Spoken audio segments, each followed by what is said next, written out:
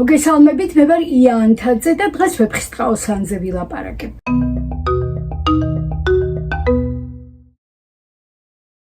სანამ მთავარ სათქმელზე გადავალ, ტრადიციულად გთხოვთ გამოიწეროთ ჩვენი, ანუ ზღარბის არხი და ამით დაგვეხმაროთ, რომ რაც შეიძლება მეტი ადამიანი შემოგვიერთდეს აქ ამ პლატფორმაზე.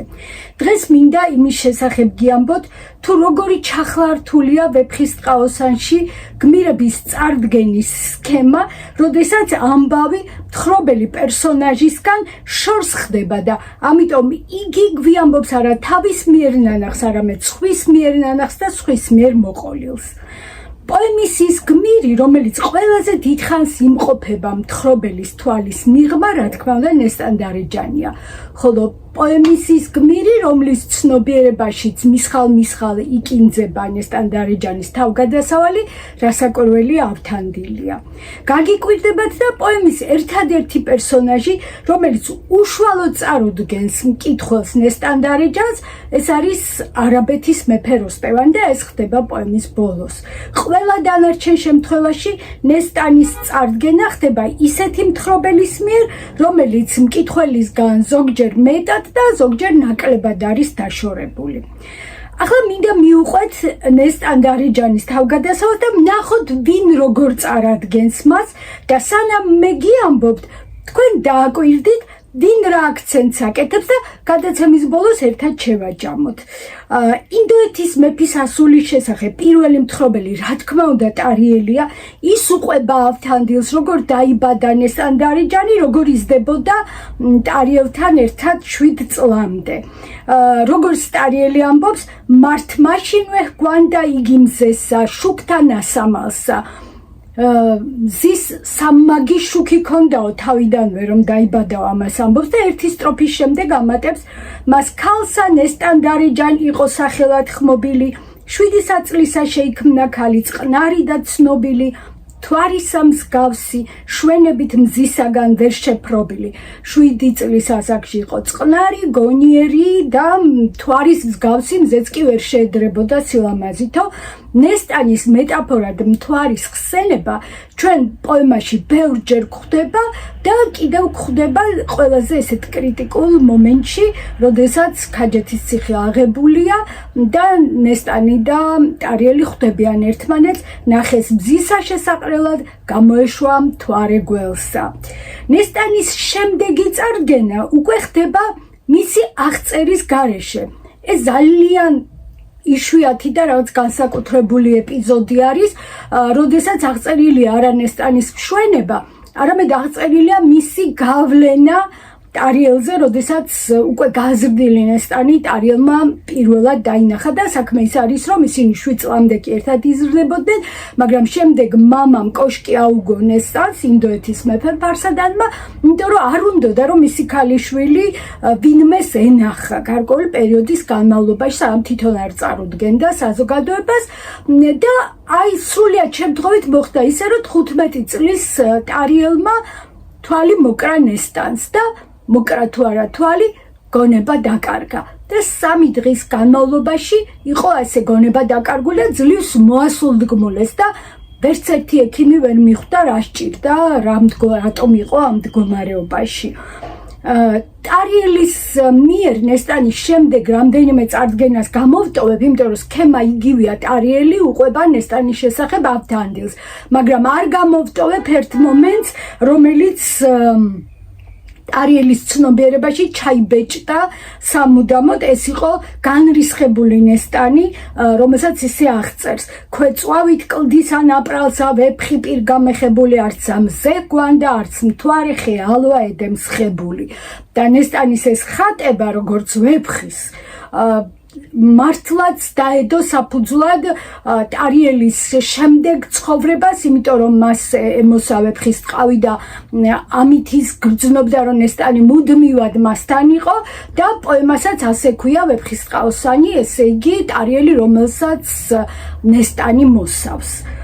შემდეგ როდესაც გამზრდელი მამიდის ბრძანებით ნესტანი ზანგმა მონებმა კიდობანში ჩასვეს და ზღვის ჭიბში გადასაკარგად წაიყვანეს, პირველი ადამიანი, რომელიც მას ხედავს, სიუჟეტის მიხედვით არის ფრიდონი, მულღაზანზარის მეფე და ის უამბობს ტარიელს როგორ წააწყდა შემთხვევით ამ სურათს, რომ კიდობნიდან ზანგმა მონება ამოსვეს ქალი და აი რას უყვება. ქალი გადმოსვეს სისხონი ნახე მისისათ მისანი, მას რომ ელვა კრთებოდა ფერნიმცა გვანდეს რისანი, მან განანათლა სამყარო, გაცუდდეს შუქნი მზისანი. იგი როგორი არის აქ წარდგენის სქემა? ტარიელი უამბობს ავთანდილს, როგორ ნახა ფრიდონმა ნესტანი და რა შთაბეჭდილება მოახდინა მასზე, როგორ აღწერს ის ამ ქალს. ესე იგი ერთი გმირი უამბობს მეორეს, მესამე როგორ წარადგენს მეოთხეს. აი ამ სქემაში ვარ ჯერჯერობით. პოემის შემდეგი პერსონაჟი, რომელიც ნესტას ხვდება, ფატმანი არის, ის უამბობს ავთანდილს, როგორ დაინახა, რომ აი ზანგმა მონებმა კიდობნიდან გადმოსვეს ქალი. და აი რას ყვება ის? ახადეს, ქალი გადმოსვეს უცხოთა რამეტანითა, თავსა რიდითა შავითა, ქვეშად მოსილი მწვანითა, მზესა სიტურფით ეყოფის იყოს მისი საგვანითა. და შემდეგ ამბობს, რა მობრუნდა ქალი ჩემკე, შემოადგეს სხიმნი კლდესა, ღაწვთა მისთა ელვარება ელვარებდა ზესთა ზესა. ხო და მე იმასაც ამბობს, რომ ზესავით იყო, თვალი ვერ გაუსწორე და თავი დავხარეო.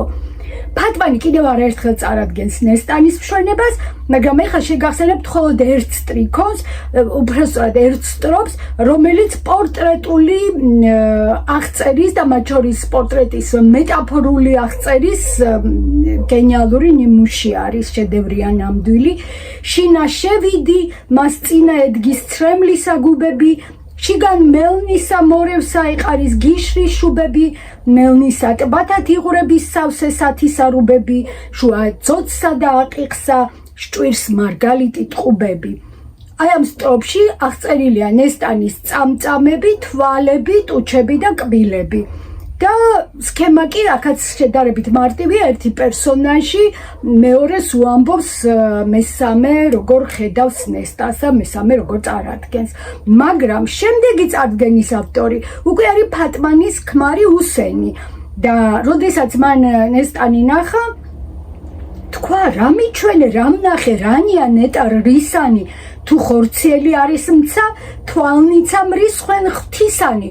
ღმერთის რისხვა მქონდესო, თუ ეს ხორციელი იყოსო, ვინც ეხა შენ მაჩვენეო. და შემდეგ ესე გრძელდება უსენის მიერ ნესტანის წარდგენა. უსენი იტყვის, ბევრ 1000 ნიჭირნი ამად ამიხოცნეს, ესე ღაწვნი მზისად კმარან, კაცთა გამცა ვითი კოცნეს. და ამის შემდეგ უსენი ამბობს, რომ თუ ამ ქალს ჩემი შვილები მერჩიოსო, ღმერთმა ის შვილები დამიხოცოსო. ახლა აქ სქემა უკვე როგორი არის?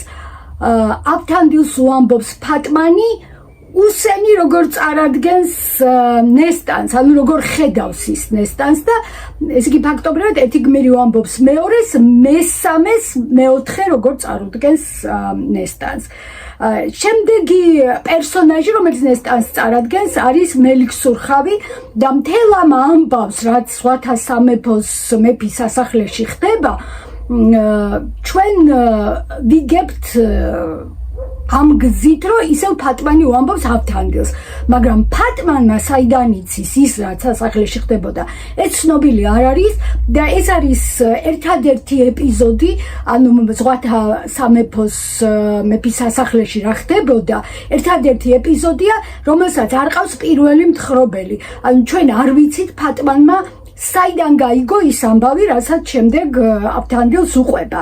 მელიქსურხავიც რამდენჯერმე წარადგენს ნესტანს, მაგრამ განსაკუთრებით მეფური არის მისი ეს წარდგენა. ან ვისიმე მიჯნურია საყვარელი ეგონების, მისგან კიდე არ ვისაცცალს, არც აღავის ეუბნების, ანუ არის ბრძენი ვინმე, მაღალი და მაღლად მხედი. არცა ლხინილ ხინად უჩანს, არცა ჭირი ზედაზედი, ვიც ზღაპარი, ასრე ესმის უბედობა თუნდა ბედი.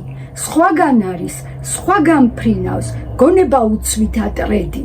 აი ამ წარდგენაში ნესტანის ის მხარე ჩანს, რომელიც აქამდე არავის არ აღუნიშნავს, რომ ეს არის ბრძენი, რომის ასხივებს სიბრძნეს და რომ მიჯნური არის და ამიტომ თუ ბრძენია და ამიტომ მისთვის უბედობა და ბედი არის ერთი და იგივე, იმიტომ ამაღლებულია უკვე ამ ყოფიერ ამბებზე. ნესტანის შემდეგი წარდგენა განსაკუთრებით საინტერესოა ამბის თხრობის თვალსაზრისით, იმიტომ რომ ფატმანი უამბობს ავთანდილს, როგორ შეიტყო ის ამბავი თუ რა მოხდა ნესტანის სასახლიდან წასვლის შემდეგ. უпростоად ფატმანმა მიცა მას საშუალება, რომ ცხენზე ამხედრებულიყო მამაკაცურად გადაცმული ნესტანი და ნესტანი ცდილობდა, რომ ამ ზღვათა სამეფოს გაცლოდა და წასულიყო. და აი გზაზე მას შეხვდებიან უცხო მგზავრები, რომლებიც დაატყვევებენ და წაიყვანენ ქაჯეთის ციხეში, მაგრამ საიდან იცის ეს ფატმანმა? აი ამას უკვე გვიამბობს ვეფხისტყაოსნის ავტორი. ფატმანი ყვება, რომ ერთხელაცო ჩავედი საგუშაგოსთანო და იქ საბი მგზავრი იყო მოსული ღამის გასათევად და ერთმანეთს ამბებს უყვებოდნენ, თავს იქცევდენო და ერთ-ერთმა ესეთი რამ მოყვაო, რომ გზაზე მივდიოდითო და დიდნი რამე სინათლენი გამოგვიჩნდეს შუა ველსა, თქვით თუ მზიანი თუ ზეცით ჩამოჭრილი ზედა ხმელსა. შემდეგ ამბობს, ზოგთა თქვით არის ცისკარი, ზოგთა თქვეს არის მთვარეო.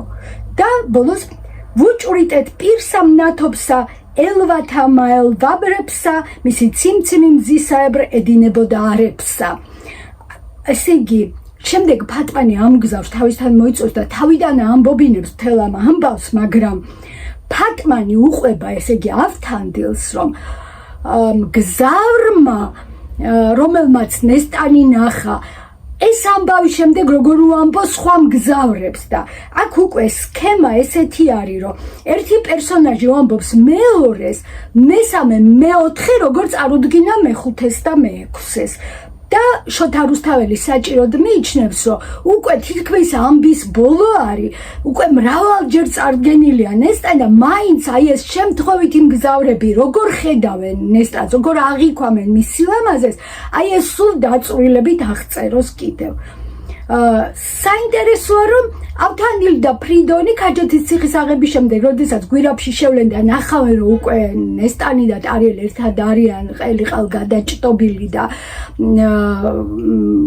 აქ უკვე ნათქვამი არის ის ფრაზა, რომელიც მე თავში დღეს ვახსენე, ნახეს მზისა შესაყრელად გამოეშვა მთვარე გველსა, სხვა დამატებითი წარდგენა ნესტანის აღარ ხდება, მაგალითად ავთანდილზე მან რა შთაბეჭდილება მოახდინა პირველად ნახვის დროს, ეს აღწერილი აღარ არის ვეფხისტყაოსანში. და ბოლო პერსონაჟი, რომელიც ნესტანს წარადგენს, არის არაბეთის მეფე როსტევანი. ეს წარდგენაც განსაკუთრებულია, იმიტომ რომ ბოლოს და ბოლოს მეფე როსტევანი ხვდება ქალს, რომლის გამოც ბოლო 4 წლის განმავლობაში ფაქტობრივად მოსვენება არ ჰქონდა და შეიძლება ითქვას სიცოცხლე გაუმწარდა. რატომ? ჯერ იყო უცხო მოყმესთან შეხვედრა, რომლის შემდეგაც მეფე მიფიქრა, რომ ღმერთს მისი წყალობა მობეზრდა და იყო ძალიან შეწუხებული და დადარდიანებული. შემდეგ 3 წელი გვერდით არ ყავდა თავისი გაზრდილი და არაბეთის პასპეტი ავთანდილი. შემდეგ ეს ავთანდილი დაბრუნდა, მერე კიდე გაიპარა და გაურკვეველი ვადით სადღაც წავიდა. და აი ამდენი რამის გადამტანი არაბეთის მეფე ხვდება ქალს, რომლის გამოც მთელი 4 წელიწადი ხდებოდა ის, რაც ხდებოდა. მაგრამ სანამ უშუალოდ შეხვდება ნესტანს, ეს არის ძალიან მნიშვნელოვანი, მას ტარიელი გამოუგზავნის მოციქულს და შეუთulis მეფეს. მე მოვალ მეფე ინდოთა დარბასა თქვენსა სეფესა, გიჩვენებ ვარდსა კოკობსა, უფრჭუნელსა, მოუკრეფესა. ანუ აქ მინიშნებით კი არა და პირდაპირ ეუბნება, რომ ჩემი გამარჯვება, რომელიც მოპოვებული არის ავთანდილის დიდი დახმარებით, არის სინამდვილეში უხინჯო და უნაკლო. აი ამას ატყობინებს წინასწარ როსტევანს ტარიელი. და შემდეგ უკვე, როდესაც ნესტანი როსტევანის წინაშე წარდგება მისასალმებლად, რუსთაველი წერს, რომ ქალის გაწვებიდან მომდინარე სხივმაო, მეფე შეაკრთო, თვალი დაუხუჭაო და გაოგნებულმა როსტევანმა ქალის ქება დაიწყო. ეტყვის მზეო ვითა გაქო ნათელო და დარიანო, შენთვის ხელნი გონებანი არა ცუდად არიანო, მზიანო და მთვარიანო, ეტლად რაო და რიანო, თქვენ საჭვრეტად აღარ მინდით, არ ვარდნო და არიანო. სხვათა შორის ბევრჯერ წარმომიდგენია, როგორ ფიქრობდა რუსთაველი ამ წარდგენაზე, როდესაც აი მოხუცი მეფე, ასაკოვანი მეფე ხედავს ქალს, რომლის გამოც ჰქონდა მძიმე წლები გადატანილი და აი რა უნდა უთხრას, როგორ უნდა ასახოს სიტყვებში მისგან მიღებული შთაბეჭდილება და მე ისიც წარმომიდგენია ხოლმე რამდენად კმაყოფილი იყო შოთა რუსთაველი, როცა შეძლო და მოძებნა ეს სიტყვები და ეს სტროფი დაწერა. მართლა შეუძლებელია მგონი ამაზე უკეთესად გამოხატვა ადამიანის შვენების. ეს წარდგენა იმითიც არის მნიშვნელოვანი, რომ ეს გვეუბნება, რომ ყველა დარდი დავიწყებულია და რომ ეს ქალი იმსახურებდა ყველა დღეს და ღამეს, რომელიც გაილია მის ძებნაში. ეს არის ძალიან მნიშვნელოვანი. ეხლა მინდა რომ შეგახსენოთ ჰომეროსის ილიადა. მშვენიერი ელენეს გამო აქაველები და ტროელები 10 წელი უკვე იბრძვიან და აი ამის შემდეგ ტროელი უხუცესები მეფე პრიამოსის მრჩევლები დაინახავენ მშვენიერ ელენეს და აღფრთოვანებულები იტყვიან, რომ არ არის სათაკილო, რომ ასეთი ქალის გამო, რომელიც უკვდავ ქალღმერთებს გავს, ტროელები და აქაველები ამდენ ხანს იტანჯებიანო. ესე იგი, ჰომეროსმა მშვენიერი ელენეს გარეგნობა სიტყვებით კი არ აღწერა. მისი გარეგნობა ამგვარად აღწერა, რომ მოხუცი მამაკაცები, ბრძენი მამაკაცები რას ამბობენ მის დანახვაზე. ამბობენ, რომ დიახ, ღირდა 10 წელი ამდენი ტანჯვა და წამება ამ ქალის გამო და მეტი აღწერა, უკვე მართლა აღარ არის საჭირო, ყველაფერი არის გასაგები ამითი. ვეფხისტყაოსანში კი აი მეფე როსტევანის ამ გულში ჩამწვდომი და დასამახსოვრებელი სტროფით თავდება ნესტანის აღწერა, მისი წარდგენა და ეხლა მინდა რომ შევაჯამოთ მოკლედ ნესტანისგან მომდინარე წარმოუდგენელი აი ეს შუქი, რომელიც ისეთი ძალის არის, რომ ზესავით ადამიანებს აიძულებს, რომ თვალი ვერ გაუსწორონ და თავი დახარონ, თვალი დახუჭონ. ეს გვხდება ყველა აღწერაში. მაგრამ არის დეტალებიც განსხვავებული და აი ეხლა გეტყვით რა.